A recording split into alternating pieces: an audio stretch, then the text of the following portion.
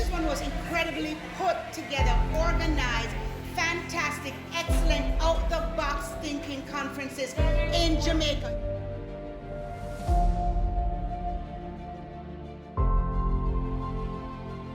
Every day you're changing, you're being challenged. How do we embrace those sad times?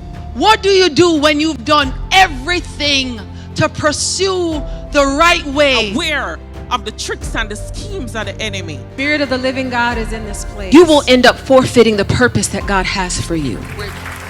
Stretch your hands. July 2nd. It was a little different and you're committed. No. One love.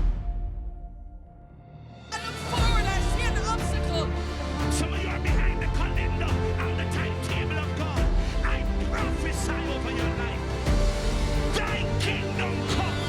Thy kingdom come. Thy will be done. Listen, the blessing came down. Fantastic, excellent, out-the-box thinking conference. I'm still mind blown by some of the speakers. It was superb.